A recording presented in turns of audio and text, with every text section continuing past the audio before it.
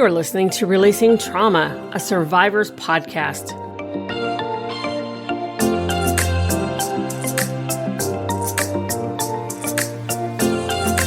And now here's your host, Tracy Osborne. Hey, everybody, welcome back to the show. Today, we are talking about trauma and how it is highly contagious, kind of like COVID. But, we can stop the spread. And with me today is Sara Church. And she is, she's a biotech executive, but she also realized that she was suffering from complex post-traumatic stress disorder and decided it was time to kind of figure that out and what that meant and how to overcome it. And she journaled about that or wrote about that in her book, Mending My Mind. So we're going to talk about that a little bit today as well. Sara, thank you so much for coming on the show. Tracy, thanks so much for having me. Well, it's my pleasure. Like you said, trauma can definitely be contagious. And it's an interesting way of putting it. I never really thought about it being contagious before, but if you think about it, it absolutely can be, especially because we transfer it from one generation to the next, So, at what point, I guess, did you realize that you had C-PTSD? Yeah. And it also relates to the fact of how it can impact other people and spread. So I realized around the time I was 40, everything looked perfect on paper in my life. I have, a great job that I love very much. New house, just moved into a new house with my wife at the time. Had a lot of friends, traveled a lot. So everything seemed fantastic. But life got a little bit stressful in certain ways. The startup I worked for had just gotten acquired. My spouse and I were having conversations around, does it make sense to have kids? And so there's just kind of normal things that come up in life. And I had a challenging time navigating it. And I actually just wanted to avoid dealing with things that were hard. And I ended up kind of just taking a break from my marriage in the sense that I said, I just want a separation. I need some time to think and rented an Airbnb and kind of just wanted to, remove myself from the stress instead of roll up my sleeves and have, those hard conversations that are sometimes you have to do in life. And at the time that I took time for myself, I felt something was off. And so immediately, kind of simultaneously, I went to see a therapist to try to get some advice, which led me, ultimately being, referred to a therapist that specialized in trauma. And I realized that things from my past in my, childhood years were, interfering with my relationship. And I was using some unhealthy coping mechanisms like overwork and avoiding, emotions and things like that. And then to the point where it spreads is my mom grew up in a situation where she had trauma when she was young as well. And so I could personally see how it spreads. And then as I began to learn a lot about trauma, I learned that there was trauma on 3 levels, individuals spreading it, as well as there could be groups that experience collective trauma. So the Black community, Holocaust survivors, and there's a lot of research and data around that. And then we're all collectively having a societal type of trauma. It's affecting with COVID. It's affecting different people in different ways. And for some people, it's traumatic stress. And for others, it's not. But we impact each other. We can see as a society how there's shared experiences that can impact us. Wow. So yeah, it does. It totally kind of permeates every aspect of our lives.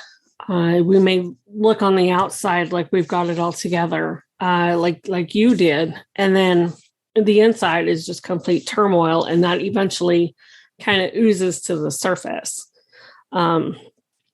So, excuse me. So on your search for figuring out what was going on, how to overcome it, how to stop it from spreading, basically.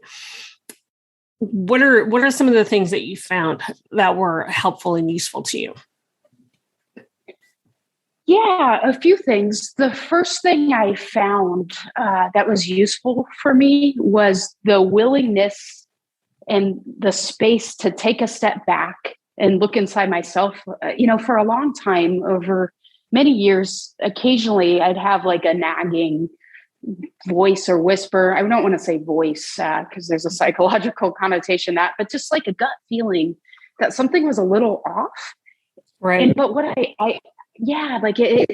but what I did was then I'd work harder at work, or I trained for a marathon, or I just kind of thought if I did what all the things that society, says are healthy things to do, I can almost, outrun that nagging feeling. Something was a little off. So I guess the silver lining of walking out of my marriage like that and just kind of walling myself up in that Airbnb was it gave me a little bit of time to take a breath and kind of listen and realize something was really off. Like the amount of guilt and stress I felt for not being able to kind of handle the conversations or just the stress of, life in a productive way with my partner at the time. I just didn't want to do that. I knew the way I was behaving wasn't, the most emotionally mature way to behave. And so I was, I guess, ready to figure out, what was going on. I had to be in a place I was ready. At the time, there had never been a consequence to another person before, I was married. I was only accountable really to myself and, being a good colleague or friend. But when you're married, it's a whole nother kind of level of accountability. And I just wasn't doing a great job at it. And then, my therapist was super helpful. All she does is trauma work, and was able to help me understand, the way early childhood was impacting, my present relationships. So. Oops, gotcha. I mean, that's quite a journey. I went through some trauma back in 2012 when my best friend died. And I went into some major depression. And when I came out of it, I completely made a huge lifestyle change, and I left my 10-year marriage or 12-year marriage. And it's just amazing how, when we go through the traumas and we come back out on the other end and we start that healing process, it does change so many different things. It changes us, it changes our relationships, it changes our outlook on things. And so I guess what I'm trying to say is, it's okay to have that major life shift, whatever it looks like for you. Not everybody's going to come out of trauma and end up, changing their life around. But if you do, it's okay. It's what you need. How did, like talking about it, did that really affect you, being able to talk about things that happened? Yeah. And first of all, I'm really sorry to hear about your best friend, and it really kind of resonates with me. Is there's a lot of change and transformation that can come out of it. So Thank you. Can totally, absolutely can relate to that. So actually talking about it initially wasn't helpful because what was happening as I was ready, and I don't know why I was ready at around the age of 40 to deal with things. But I was. And but once I let myself deal with things and feel, all of these hard emotions, it was super overwhelming. It was like a tornado was inside. And on the outside, with trauma, there's often shame associated with it and the things we don't deal with from our past. And so for me, I grew up in a home with a lot of substance abuse and poverty and a lot of different adverse childhood experiences, which is great information on the CDC's website about adverse childhood experiences, which are defined as potentially traumatic experiences that can cause long-term impacts to brain development of a child and nervous system. And so 61% of us have had a traumatic childhood experience that can impact us decades later. So my story isn't so uncommon, sadly, but what I can say initially to answer your question, talking about it was a little hard. And so, that was the importance of me not saying, but a trauma therapist that use different techniques that are used. So I had to write out a timeline, writing instead of talking, for example. And then we needed to do some memory processing work on some things that I had never processed or dealt with. I was having a lot of, intense nightmares, waking up, soaked in sweat. And so at first, once it kind of got, unleashed and I was ready to deal with it, talking about it was really overwhelming. However, once I got to a certain point of healing and was just kind of, my insides match my outsides, like my insides felt very stable, just like the life I built looked really nice on paper. At that point, talking about it was really helpful, which is, one reason as I got involved with the C-PTSD community, I started sharing my stories, and I realized how people back and forth, me hearing other people's stories and sharing my stories, was a super helpful part of kind of the healing, process to get to mental health. Mm-hmm. Absolutely. I know for me, the first time I really shared anything of my story was, my early 20s. I was in English class in college and we had to write a paper, and for whatever reason, I decided to write about when I was raped on my senior prom night. And writing that paper actually brought forward a lot of the suppressed memories that I had of that night, which hurt and, made it even more traumatic. But then on the other hand, I was able to start processing them and things started kind of making sense. But I found over the years that the more I speak about my past and the different things that have happened in my past, the less it affects me, to the point where I'm almost emotionless when I talk about, almost more clinical when I talk about some of my traumas, because I don't have that emotional tie to them anymore, if that makes sense. And that's because that makes sense. Yeah. And it's because I've talked about it so much that I've been able to process through and let it go. Yeah, that makes a lot of sense. And, it takes a lot of courage to Yes. share what you just did. And, for me, I am totally comfortable at this point. And to your point, like I don't get emotional talking about kind of any of my kind of early childhood kind of scary, or hard experiences. And so that I totally connect to. Yeah. The other thing is like, with trauma, there's such a shame and guilt component and self-worth component. Nope. Is one of the ways to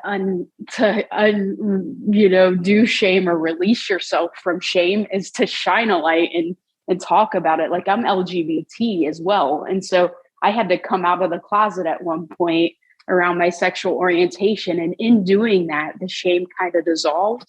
It's the same with trauma. So part of recovering, at least from my experiences, is talking about it and coming out about it. And quite frankly, most human beings have had trauma, like, real trauma. And then if not, someone they love has. And so it's we're all in this together. Yep. Yeah. Nobody escapes trauma unscathed. or escapes life unscathed. I mean, we all at some point in life experience trauma.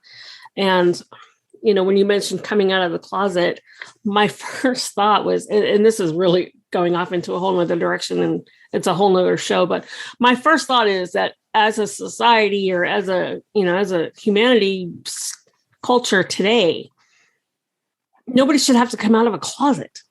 It just, you should be able to just be who you are and not have to worry and not have to deal with the shame and guilt and fear around who you are. And that's whether, you're part of the LGBT and all the other letters community. I call it the alphabet community because I can't ever remember the letters. Or if you're, a trauma survivor. People just tend to put these labels and stigmas on us, and it just drives me bonkers. Sorry. Yeah. No. I'll get off the soapbox now. No, I do. I totally kind of hear you on that. And agree that, we should be able to just be who we are and show up in the world as we are. And the reality is some of the constraints of why we can't are the fears or the shackles we put on ourselves. Yeah. Because when I came out in kind of, the late 90s, I started coming out in my early 20s.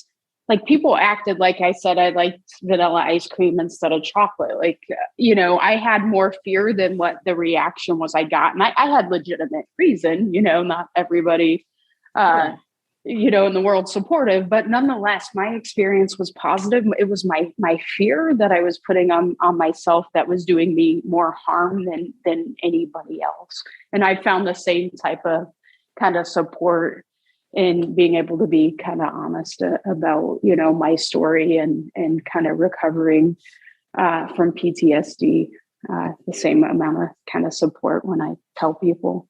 Which is fantastic. I think that's just absolutely fantastic. And, a lot of it just depends on the support that we have around us. Friends, family, other people that have gone through what we've gone through. When you don't have that support, it just makes things so much more difficult. These trauma survivors who can't talk about their traumas because the family is all hush hush, or they just want to sweep everything under the rug, and so they don't get the help that they need. And that's where you see addictions and substance abuse, violence, suicides, things like that. So I think support is just absolutely crucial. It is one of the key components, to, getting kind of treated for trauma. That is definitely kind of part of the plan. And for kind of anybody who's struggling with things that they're keeping inside because they don't have a safe person to talk to. It's really heartbreaking because it's also, inhibiting them from, getting, some of the recovery support they need. But there are communities out there that I wish I would have known about before. So if it's, not your family or not your friends, for me, it was going to the C-PTSD Foundation, and there's, support groups, and there's people writing and sharing their stories in written form. And some people change their name if that's what they're ready for. Yeah. And it's just like a really kind of welcoming place. I mean, that was, other than my therapist, that was the kind of first place that I started, opening up and anyways. Oh, I love that. And that's, with the nonprofit, the Global Association for Trauma Recovery that I started, that's one of the things that we're trying to really get off the ground is our peer-to-peer support community. So listeners, if you are looking for somewhere that you can go, you can be yourself, you can put it all out there and not have to worry about judgment and hate, and just get that support and that love that you need. we'd love for you to join us. I mean, we're still getting it off the ground and everything, but we'd absolutely love for you to join us. Just I'll put the link in the show notes, but you can also go to gaftrcommunity.com and sign up. It's totally free. Well, Sarah, and that's great. I'm sorry. Sorry for interrupting. I said it. No, it's great that you're providing this. A couple other resources are listening to shows like these. There's a lot of amazing books out there that are helpful kind of in the beginning as well. Absolutely. So yeah, no, that's absolutely. I was going to say, tell us a little bit about your book. Oh, yeah, sure. Like you said in the intro, the book started out as me just kind of journaling here and there throughout, my 3-year treatment, because writing was something that was helpful for me. And then I wrote an article for the C-PTSD Foundation and got a lot of positive reaction. And I was like, I'm just going to, put my story out there for, anyone who, may have had some of the experiences I've had. If, I felt very alone at the beginning of my journey. And I realized there were things that could be done to heal this. For example, I don't have nightmares anymore. Occasionally, like I'll feel the anxiety or PTSD kind of feelings of anxiousness, basically.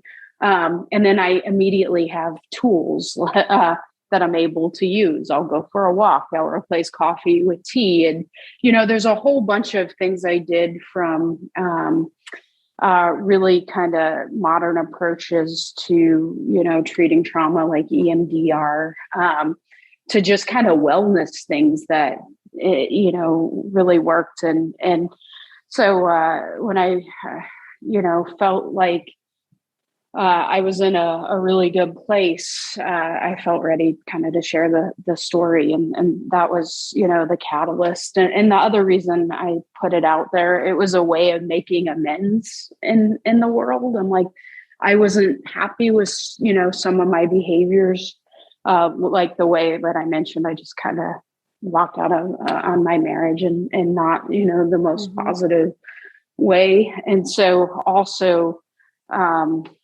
for me, it's when you do something you wish you would have done differently, even if it's not considered egregious by society, trying to do some positive action in the world, I guess selfishly kind of, made me feel like I was doing something, to try to give something back. So anyways, that's just a bit about it. Well, I'm looking forward to reading it myself. So thank you so much for coming on today and talking with us and sharing a little bit about yourself and, just some insights that we can all use to traverse this journey of healing. Oh, absolutely. And thanks for having me. And what I can say is, having kind of went through the maze and kind of the, the confusion and loneliness of it, is the other side where I'm at now is really beautiful. It's not perfect. There are hard days, but I feel like I'm a pretty fulfilled and, a strong, happy, centered person, a lot better for having this journey. So if anyone happens to be in that kind of confusing, dark kind of, space, I know there's another bright side to come out of it. Absolutely. Absolutely. One of my favorite things to say is there is life after trauma. Oh, totally. And a lot of people transform it into being a real force. For me, it feels like a real force of strength and harmony and power and centeredness. Like, anyway. So it's not. I'm not like saying trauma is ever okay. No. But I can't. But for me, I feel like in many ways it's made me much more resilient after kind of learning to work through this stuff. Right. I get it. I totally get it. So anyway, so thank you again for coming on the show. And Listeners, as always, I will have all of Sara's contact information in the show notes, the link to her website and everything, her book and all of that for you. If you just go to releasingtraumapodcast.com and pull up her episode, it will all be there. And if you are listening from your favorite podcasting app, please be sure to give us a like and a follow, and we will talk to you in the next show. Thanks for tuning in. Be sure you hit subscribe on your favorite podcast platform so you don't miss a show. Be sure to check us out on our new socials on Facebook, Twitter, and Instagram.